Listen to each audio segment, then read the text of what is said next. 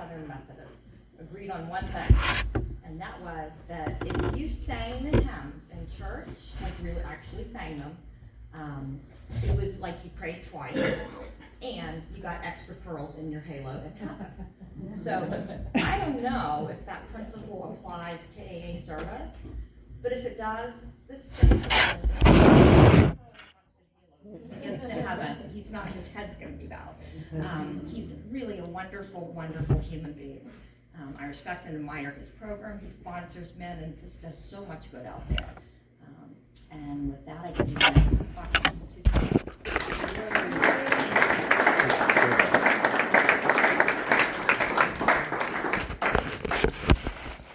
Lovely introduction. That's awesome.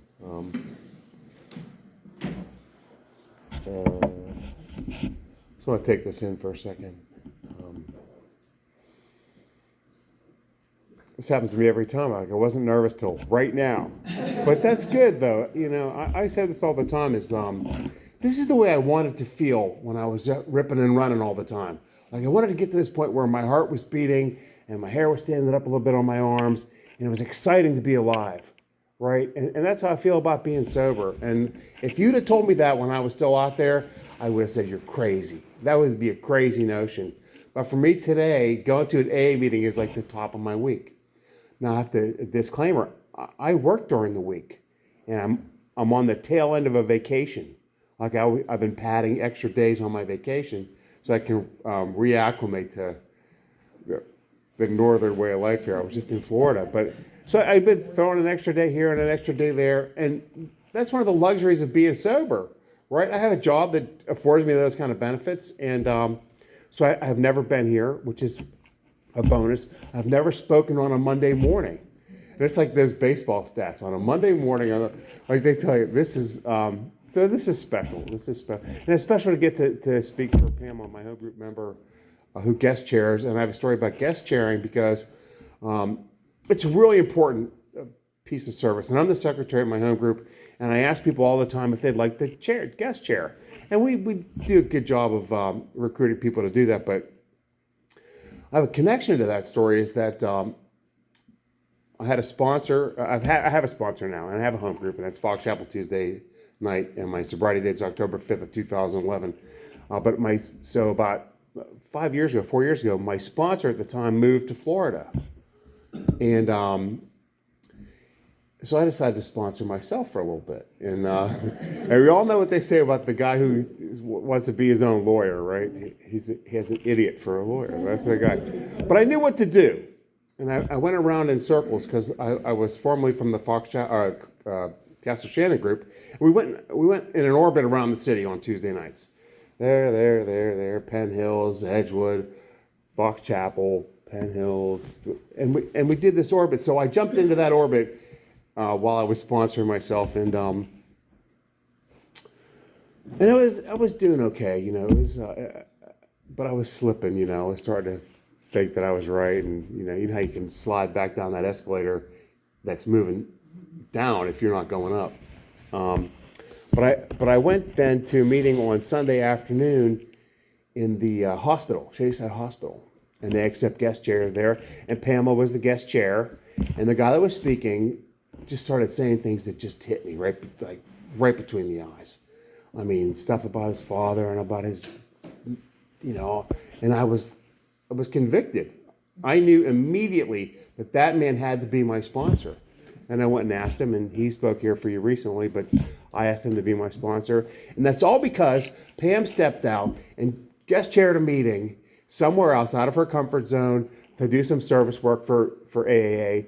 And here's the connection that happens. I got the best sponsor in the world. And if you guys don't have the best sponsor in the world, find another one, because mine is the best, right?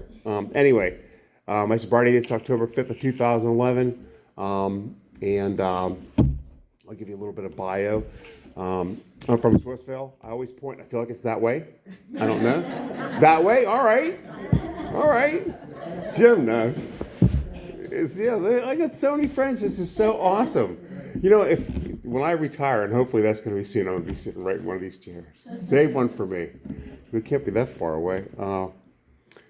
I'm one of 6 kids. My mom went to work, or my dad went to work, and my mom stayed at home to watch the kids.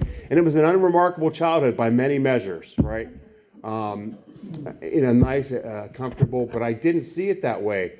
The self-centered child that I was could only see it the way it was from my own eyes, and it was pretty much a torture chamber, right? I had a father who was a finger-biting screamer.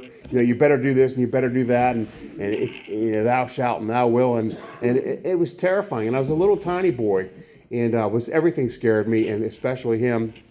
And I remember going to school for the first time, and it being terrifying to leave the nest, right? I was the littlest kid in my grade, and I know this for a fact.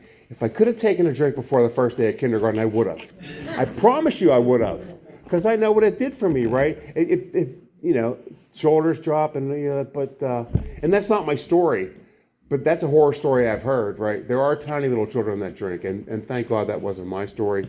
But I still went in there with all the fear that I had for most of my life, and they say in no uncertain terms that fear is what motivates us. Fear is why we do this. And addiction is about 100 forms of fear, and I have every single one of them that you can imagine, plus more.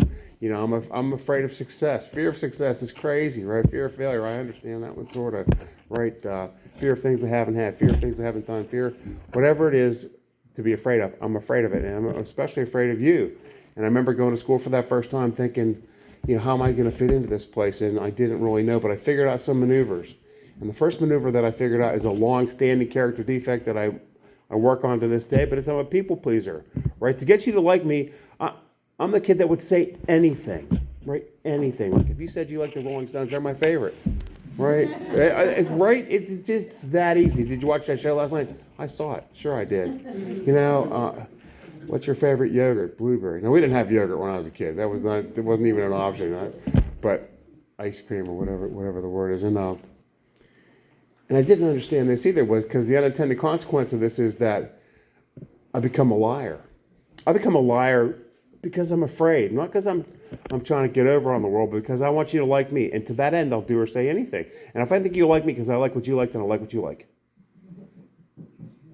And like I said, the unintended consequence of that behavior is that I'm a liar. And if any of you have ever told a lie, it takes 2 to cover 1 up and 4 to cover 2 up. And if we can do the exponential math, right? Imagine the house of cards that I could build over 50 years of ripping and running. Right? I didn't know what I liked when I got sober. Had no idea. I still know that if I thought you'd like what I like, then I'd like you. If you like me, if I like what you like. And to be honest, I'm guilty of that to this day. I think that's just sort of a normal condition. I'm not pathological, by the way, I used to be, but I still, I want to be liked, and I think that's a human thing.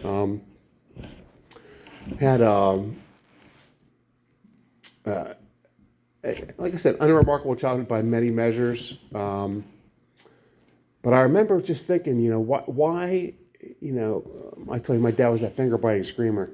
And I hated him. I absolutely hated him. And I know when I got sober, they said, resentment is the number one reason for relapse.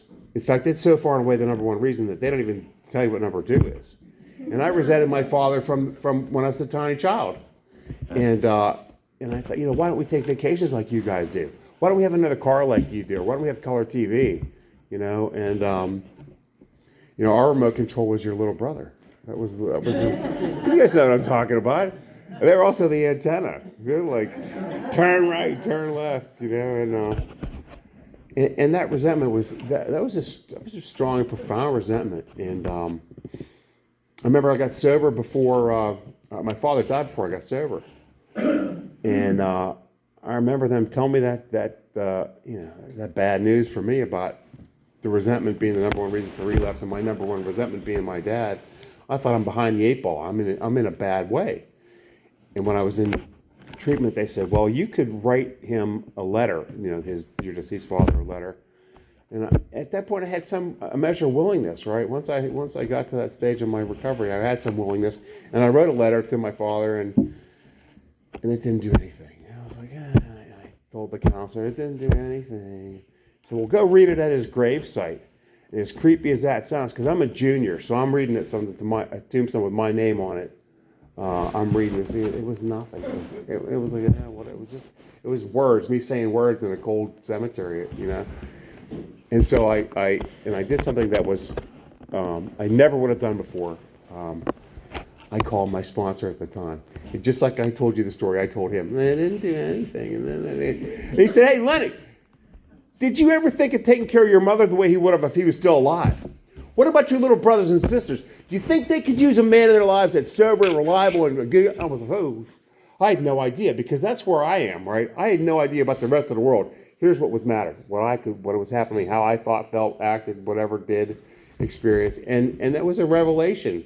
And like I said, you could have knocked me over with a feather when he said that to me, but it's true. And he introduced me to a concept of living amends, and I'll be doing living amends till my last breath. But I think it's really helpful. It's really helpful to put myself out that way.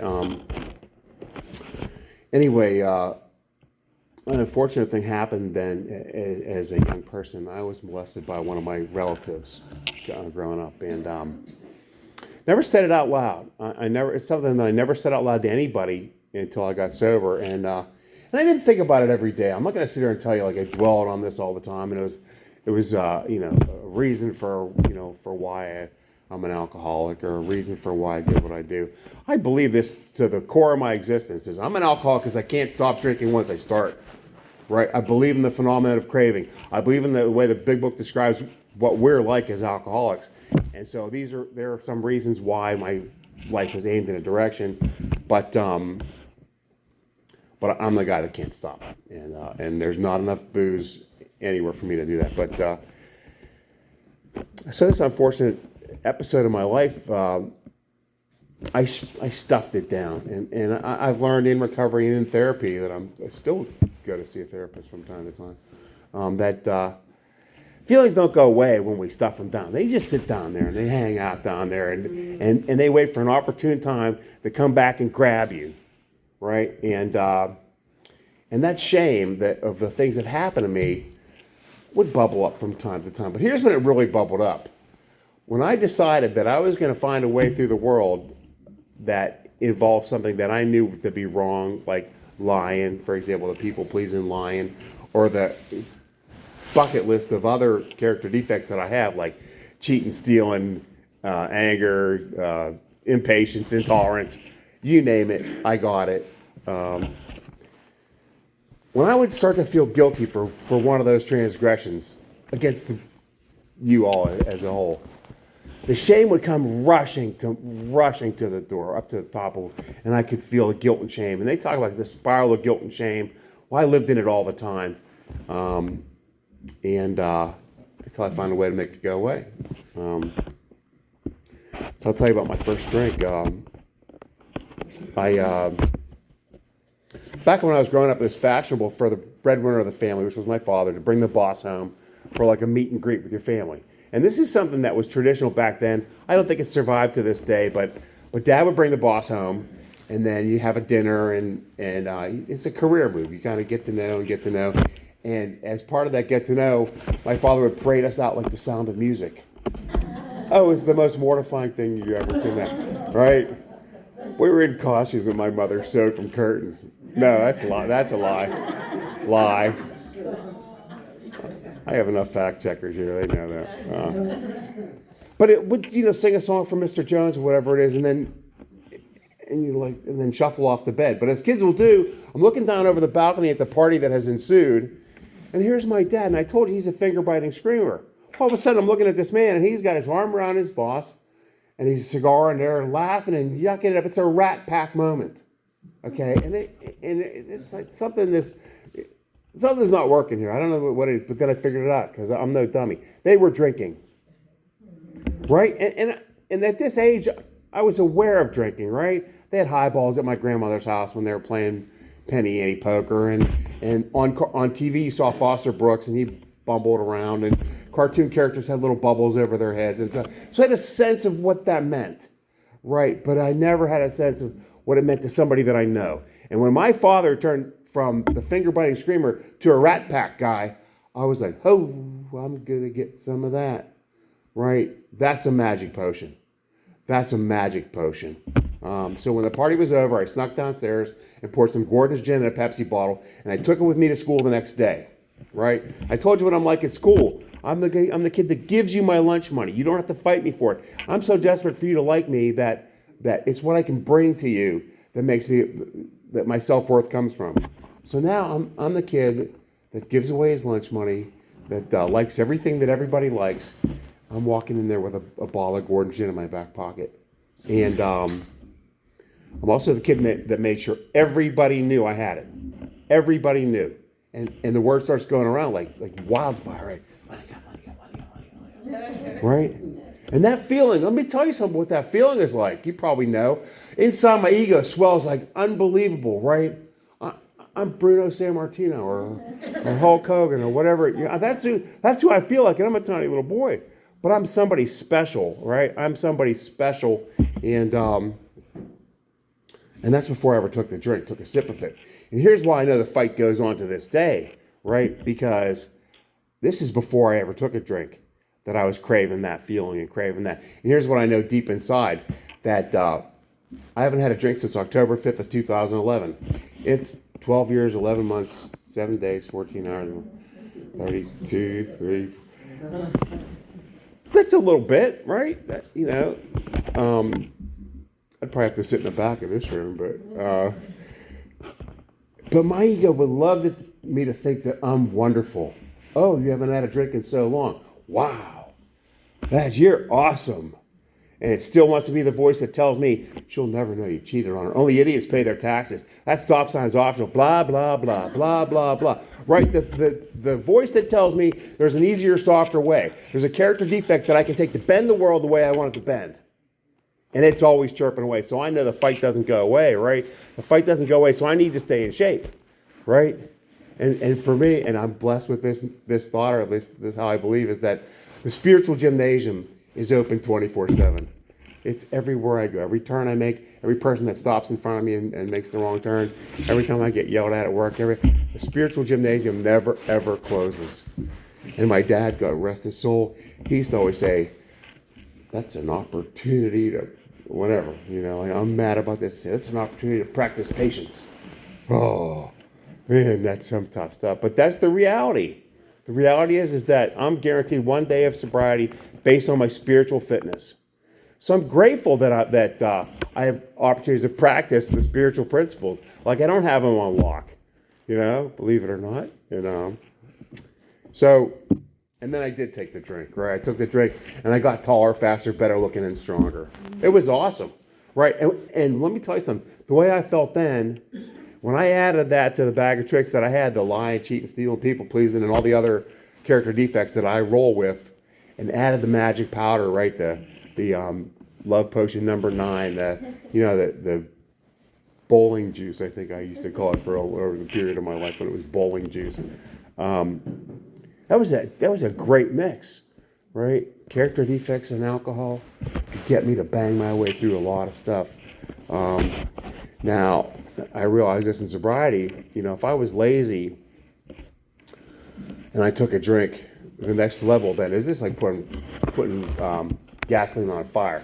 If I start off lazy and take a drink, sloth, right? If I start off, arrogant and I take a drink, straight to asshole, right? And whatever it is, character defect that I think that I need to help me wiggle my way through the world, put some alcohol on top of that, it just puts it to another level. And I lived that way for a long time.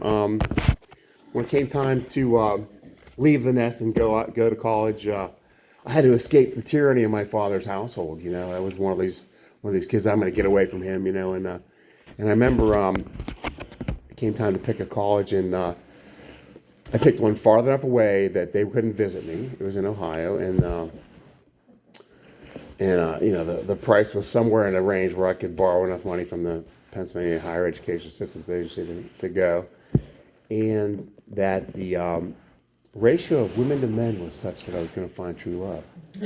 Now, well, because here's what they told me, and I believe this to be a fact. When we start using is when our emotional sobriety stops, our emotional growth stops. So I started like 10, 11, 12, I think 11. I'm like a 12-year-old picking a college, right? Who has a history of sexual abuse and some stuff like that. And so I pick a college that there's going to be girls there. I didn't pick a college because it was the best architectural program in the Midwest. I picked the college because there was going to be more girls there.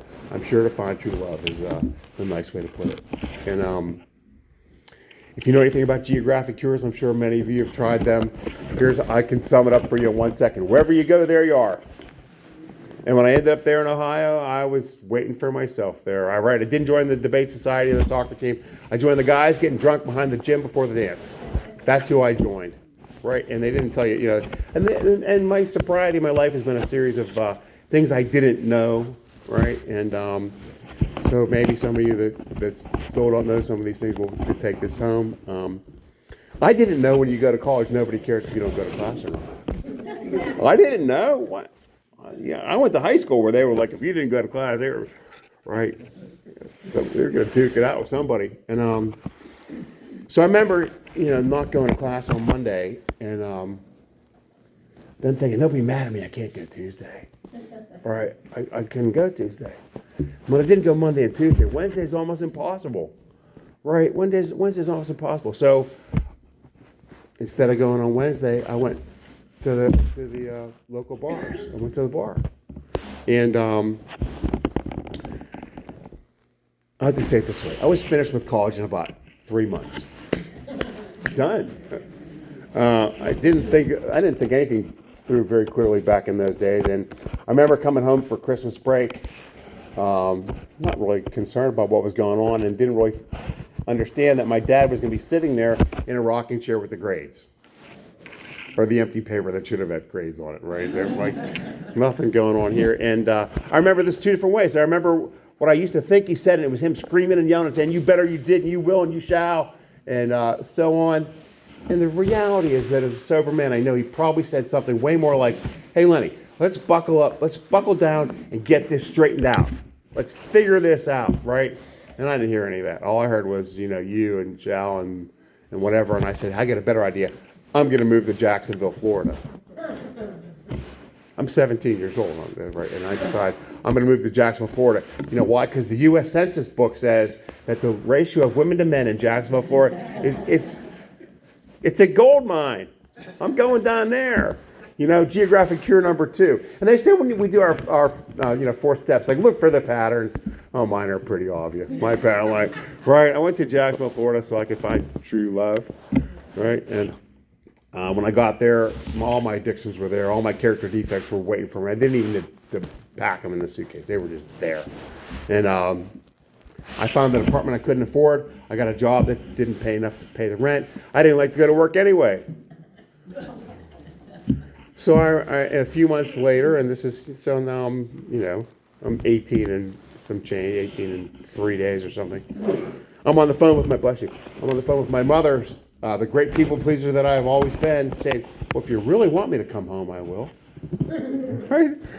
In terms of surrender, well, sure, I'll go to Pitt. I'll get back in school and go to Pitt. Because here's what I'm thinking, right? The rewards are going to be great. Cable TV, access to a car, housing, food, the whole thing, right? This is a win-win situation. So I came back home and started to go to take classes at Pitt.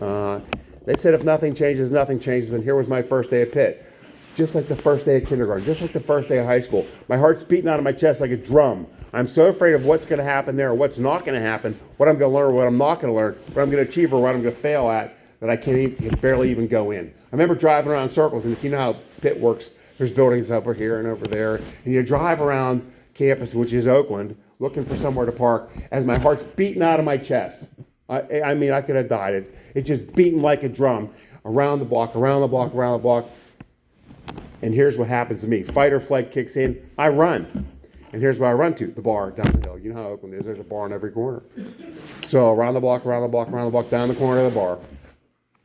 So, this might sound like a broken record, but I didn't get class on Monday. I didn't think I could go Tuesday. Didn't go Monday or Tuesday. Can't possibly go Wednesday. But they'll be mad at me down there. I failed out faster this time. And this time my dad did say something way more like I thought he said the first time. Was like, get out. Good luck. Bye. See you later. And that's the day that I could have chiseled the resentment on his tombstone, right? I will never, I don't need you, right? And he did the right thing. I wasn't going to straighten up. And I embarked on what would become my career, and still is my career choices. I got a job in food and beverage. I got a job as a bartender. Mouse guarding the cheese, I know, right? I lied to get my job. I said when I was down in Florida, I was a bartender. And I got a job as a bartender. And, one lie paved the way for the next career move. And had some successes in that industry and worked my way up for a while. And that, I hate to give my lead and not say that I thought I was having fun. Right, I thought I was having a good time. I was changing jobs and meeting people and making more money. But the reality is that it was getting worse. Like you're supposed to say when you lead and you can't remember, and then it got worse. Well, it just got worse all the time. I like when they say in the beginning of the meeting when we say alcohol is cunning, baffling, and powerful. Right, and I don't want to dispel that notion because I believe that to be true. But when I hear those three words, cunning, baffling, and powerful, I say to myself every single time in my own head, I say progressive, chronic, and fatal. Because cunning, baffling, and powerful is almost too cute for me. And like I said, I don't mean to dispel that because it is those things. But for me, I need to remember that it's progressive, chronic, and fatal. So if you can imagine, I'm sure you can, what happens after years and years and years and years of that, right? I need more and more all the time, right? The indiscretions are getting bigger and bigger. The mountain of stuff that I've done that I need to make amends for is just an ever-growing thing, right? The people that I've offended and wronged and the laws I've broken and the things I've done, not to mention the toll it took on my body for all those decades. So I'm getting worse and worse. It takes more and more to get me where I need to go. And at one point, I peaked, and I think everybody gets at this peak. And my peak in my career was a really nice peak, right? It was something that, looking at it today, boy, I wish I could go back to that point. I had some nice stuff and benefits and shiny stuff, and it was great. But that's not how it worked for me. And when I hit that point, and I started this backslide, and the backslide wasn't usually me getting fired. It was me quitting before you could fire me. Because I realized, or at least I believed in my heart, that you knew what I was doing, right? The inventory is wrong. Someone's having an inappropriate relationship with the staff. The money's missing from the till. All these things are true, right? And I know that I believe in my heart that you know that. Now, me believing that you know that, all that engenders is the guilt and shame to come rushing at me, and then I have nowhere to go. I get nowhere to go but to run. And so I quit jobs before they fired me, and never got a better job. I just slid back down to where I ended up. My final spot was I was the daylight bartender in a depressed steel town bar. Now, if you know anything about the food and beverage industry, that's where you go to die. The daylight bartender, it's the elephant graveyard of the industry. And I took the job from a guy who died as a direct result of this disease, right? I had no problem stepping into his shoes. He doesn't need his job anymore. It's perfect. And I remember my friends and family coming to visit me, right, this hole in the wall. And they say, Lenny, what are you doing here? Why would you work here? Now, here's another thing that and these will all be things I believe, right? I'm not here to preach or teach, but I believe that denial isn't me lying to you. Denial is me lying to me. And so when my friends would say, like, hey, why would you work here? I'd say, well, it's close to home. I'd like you to read the subtext when I say it's close to home. It says, it doesn't have a car, right? Or how about, like, Lenny, why wouldn't you get a job in one of those hospitals and one of those hotels that they're building downtown? Wearing a ties for suckers. I don't want to do that. The subtext of that says, could never pass a drug test, right? And I'm living in this denial, but the denial is convenient to me because my world has been getting smaller and smaller and smaller, right? The daily bartender opens the bar at 7 a.m. For that, I showed up at 5 a.m. to set the bar up. Set the bar up means pour myself a glass of vodka and turn the TV on. That's how you set the bar up when you're the daylight bartender, in case anybody's looking for a job. That's it. And And then I would start my regular routine of ripping and running, right? Smiling and dialing for sedan delivery of goodies, handing out free drinks to anybody who I thought might fall in love with me if I gave them extra vodka, handing away free drinks to all of my friends, because I learned this as a young person. What I can give you is what makes me who I am, right? The measure of who I am as a man is what I can give to you. And it wasn't even mine I was giving somebody else's stuff away all the time. And here's what, and just as I'm sure you could probably figure this out, that just engenders the same kind of guilt that everything else I was doing did. And it makes the shame and the guilt of all the things that have happened to me and all the things that I've done come rushing to the surface every day, right? So every day I drink myself to oblivion, every day, right? Because that's what I need to do, because I need to go to oblivion so I can forget about this past that's just unbelievable. I can't even deal with that. Or the hypothetical future, right? The hypothetical future is even worse. Because what's going to happen? When's the law going to come? When's the next shoe going to drop over here? So me being in a moment and living one day at a time is getting annihilated one day at a time.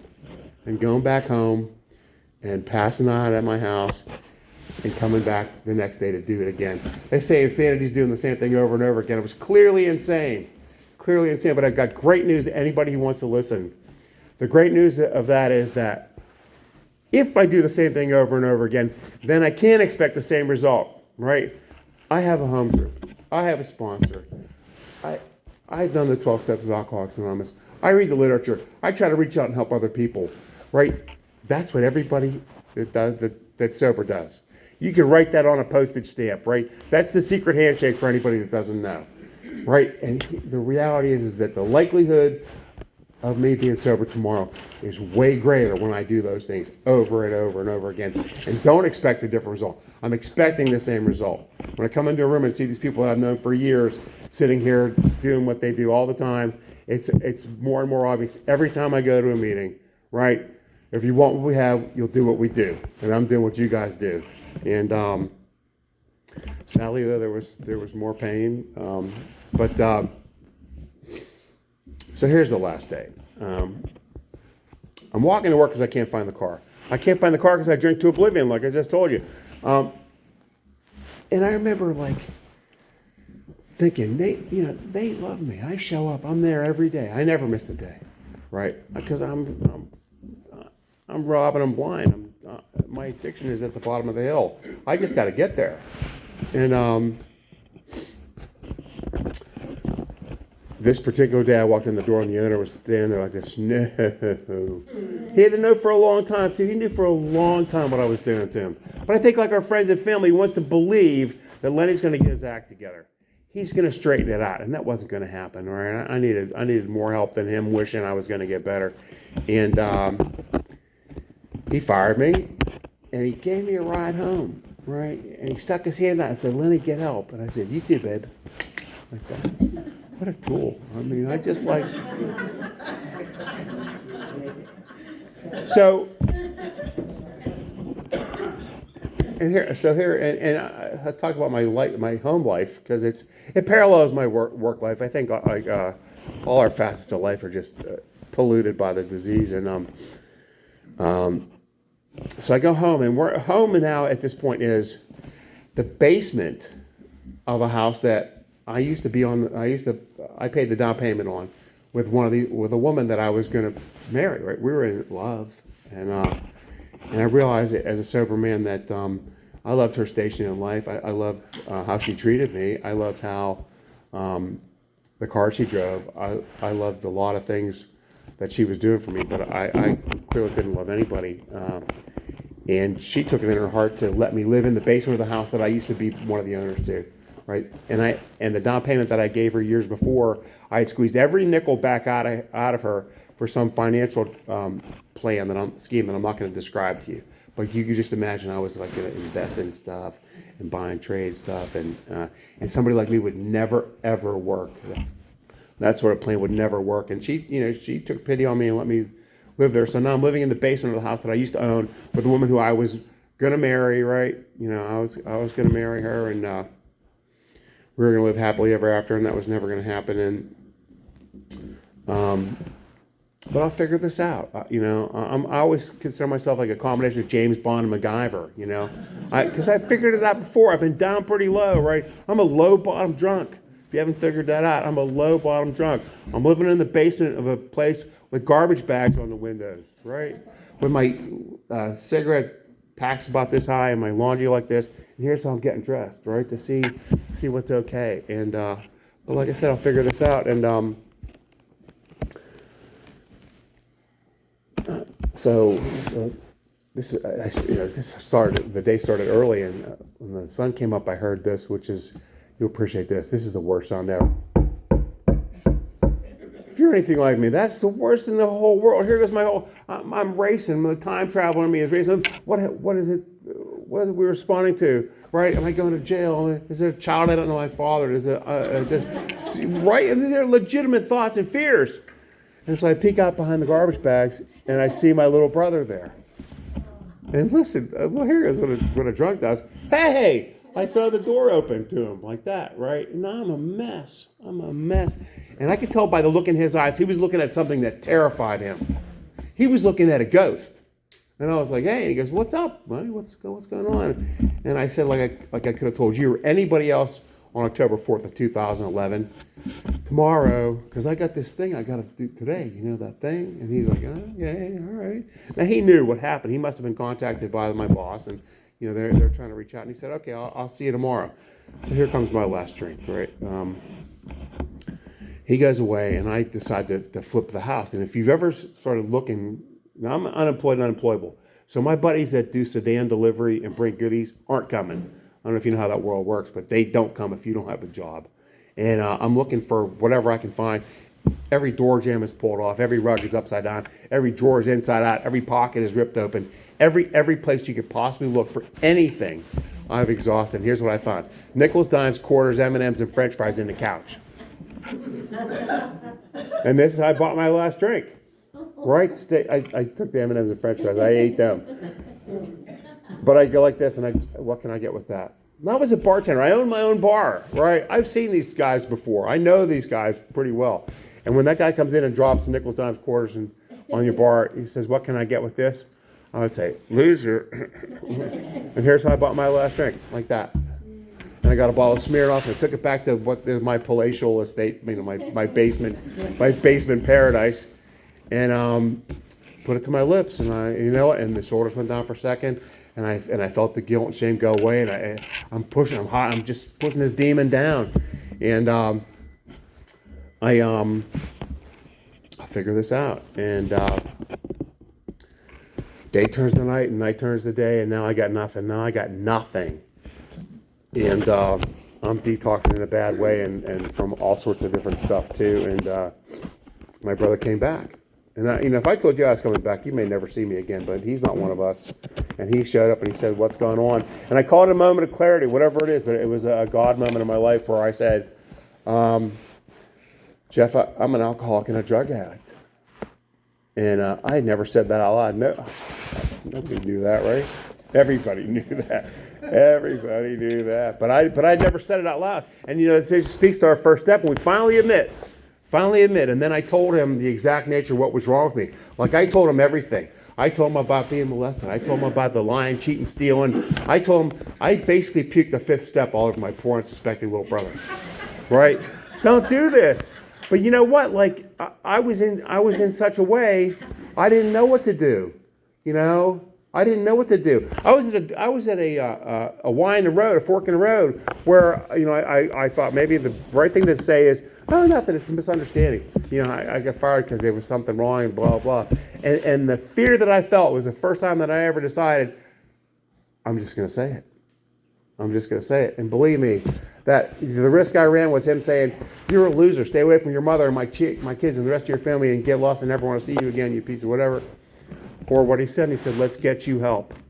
Let's get you help. There's two places you can go on October 5th of 2011 around here, and one was Western Psychiatric Institute. And if you know enough about me and my ego and all that, I can't possibly go to Western Psych. What would the neighbors think if I was in Western Psych? Well, what were they thinking when I was puking in the bushes in front of their house in their driveway, or crashing my car into their car, or getting dragged out of Johnny in handcuffs? or on and on and on, right? But I'm worried about what other people think about me going to Western Psych. That would be a hallelujah moment if I ever went, hallelujah, right? And the other place you could go is Mercy. And if you haven't figured this out about me, I'm easier, softer way guy. An easier, softer way guy thought Mercy Hospital sounds nice. I'm a Catholic, and the nuns were good to me. I'll go down Mercy, man. That sounds. I said this to myself. That sounds nice. Mercy. I needed it, and fresh on the heels of telling my brother that and not getting rejected by him, I told the lady at the intake at Mercy Hospital the exact nature of what was wrong with me. If you guys know what a CRIN evaluation is, anybody had that? It's like when you sit, so you sit down and they ask you, how much do you drink? And they tell them half as much, half as much as we drink is insane. But here's what I told the lady down there, I told her the truth. I gave her my whole resume, right? I don't think I'm going to impress this lady with all the stuff that I do and did, and preparations and medications and all the stuff like that. And she said, sit over there, honey. And I went and sat down, and listen, I come to understand they didn't have a bed for me, but also my blood pressure was such that I was going to stroke out in the emergency room of a Mercy Hospital. So they found a way to get me upstairs to the 6th floor, where I had a medically supervised chemical detox, and I spent the next 6 days there, right? And went to my first recovery meeting. I was in a hospital gown with my butt hanging out. I was drinking graham crackers and apple juice, and I said, my name is I'm alcoholic, right? But here's where the gift comes, right? Because the gift comes almost immediately when I'm in the room full of these people in hospital gowns that are drawing on themselves, and they asked us to share about the daily reflection or whatever the literature we were reading was. And all of a sudden, I just felt this relieve me of the bondage of self. When I'm sitting there trying to pray before the meeting, I get to that line. I say, relieve me of the bondage of self. Relieve me of the bondage of self. Relieve me of the bondage of self. Because that is the key. That's the key, right? And it came time to share about some particular passage in the daily reflection or one day at a time or one of these, some literature. And all of a sudden, I didn't care what you thought about what I was going to say. I didn't need to be the funniest guy in rehab, or the smartest guy in rehab, whatever it is. I was going to say what I was going to say because I meant it to be true. And then all of a sudden, from across the room, the guy said something that, he said something that I knew in my heart to be true, and I didn't have words for. And all of a sudden, the power, you feel the power of how that happens. It happens every time you go to a good meeting. Every time you go to any meeting and somebody shares, and you have your ears open, and somebody says something that you know to be true in your heart, and you can't even say it. They're like, wow, how do you know that? How do you know I felt that way? And that's why you have to open up and say what you believe, right? And so it was wonderful. I spent the next 28 days there. It took us to outside meetings, and they said get guys' phone numbers. And when you're new to recovery, that sounds like the stupidest thing ever. I'm going to ask a guy for his phone number. So I went back to my counselor and said they wouldn't give me their number. I know. Now how was I supposed to know? That's the stupidest thing you can tell your drug and alcohol counselor. That's like the stupidest thing I could ever say. But I thought it was a legitimate lie. I thought I'd get away with that. He was looking at me like, you're going to die. That's the look in his eyes. And, and they said, get a temporary sponsor. Well, if I don't want to hold your hand and ask you for your phone number at a church in Monaca, I'm probably not going to ask you to be my temporary sponsor. So I'm going to tell you how AA reached into my life and saved my life. Right? My brother who's helped me get sober, his friend's brother's in AA. Okay? That guy called his sponsor and said, my brother's friend's brother's in Gateway in Alquippa. Can you help him? And that guy called and said, my name's David. I want to help Lenny. Here's what I heard. #1 draft pick. From Swissville. 250 pounds mush. He picked me. #1 draft pick. And so I got out, and it was a Tuesday, and I met him in a trendy side coffee shop. And I put on my Harley jacket, my Doc Martin boots, and slicked my hair back like this, and I was like this. I get walking into this coffee shop, and he's sitting there going, what the? Sit down and tell me your story, and don't lie. But I have a story now. At least there's a narrative that's been building, right? I can bring them up to speed from where I was and what it was like and what happened and what it's like now, October 5th of 2011, or whatever it is, October 31st, Halloweenish. he said, okay, good, get in the car. And I got in the car with him and his sponsor and Frank and Roy. It was like 150 years of sobriety, plus my 30 days. I was bringing something to the table. And we went to Sharpsburg Tuesday night and walked down those stairs and saw Lou P give his lead. Lou had like 49 years at the time. And that's my first day of sobriety. And if that's not God doing for me what I could not and would not do for myself, there's no other explanation for that, right? That's my first day. As I landed in the middle of these guys and got to see Lou on my first day, I thought he was like Art Donovan from the football. I was like, this is unbelievable. It's unbelievable. They told me I better get pick a home group, and I figured that meant to join his home group. I'm not a dummy. And so I joined Castle Shannon, and they said, let's get you involved in service. And incidentally, he got me on the steps immediately. Read the book, let's get going now. And I did the steps the way he did them, the way his sponsor told him to do them based on how they're written in the big book. And they said, let's get you involved in service. And the service position that was available at Castle Shannon Sunday night was an assistant to the supply guy. Okay. The supply guy gets cups and sweet and low, and the assistant supply guy makes. And David said, "Do you think you can handle that?" I'm like, the resentment, that big word, man. Well, I'm restaurant manager, million bar. I'm driving down Castle Shannon Boulevard one Sunday night. Shortly after that, going, oh my God, we're out of sweet. I couldn't handle it. I couldn't handle that kind of responsibility. But it got me in the door. You know, at that stage in my career, listen, service was smoking cigarettes out front of the meeting so people would know that there was sobriety. All right, I'm a beacon of sobriety. People will know, and it has morphed. Now I've had service positions for many years now, and I'm the secretary of my group and have done the grapevine and the GSR and mostly every position that you can have, and really to my benefit, you know, very much so. I also do some service outside of AA, and one of the things that I've been blessed to do is I have therapy dogs. And I take a therapy dog once a month into Gateway's rehab in Aliquippa, because when I was an inpatient there, someone brought them in. And I said, I'm going to do that when I get out. Now, I was going to climb Mount Everest, finish college, marry you, and do 100 other things, but the reality was I was going to do none of those things if I didn't get sober. I got sober and got a therapy dog. I'm on my second therapy dog, actually, now. It's been like 11 years. And I take him back there once a month, and she runs up on people when I tell my story, and hopefully it's helpful to them, but it's very helpful to me. My home life has vastly changed. You know, I used to meet and fall in love with people and promise them wedding engagement rings and stuff like that. And if you've ever done this, guys, you might know this, that you can get like 1 year from the date of promise that you're going to do it. And then your second trip around the sun, you're going to get your walking papers. So what I used to do is I'd quit you before you could fire me. I'd be like, I'm going to find someone who cares about me for the man that I am, not for who they wish I was. And so I would scoot, and just like my job situation, I'll find a better, I'll find. And I met and fell in love with a woman in the program. She's got like 25 years of sobriety now, so she often doubles as my AA mom. And she's like, you better call your sponsor, or I'll call your sponsor. And that's enough to get me on the right track. But I bought the ring, right? And I put it in my waistband on my sweatpants. That's how romantic I am. And I said, let's go out on the deck. Let's go out on the deck. And she said, it's cold. I'm like, oh, come on, the moon's up there. I got Peter Frampton playing, right? I'm setting the mood.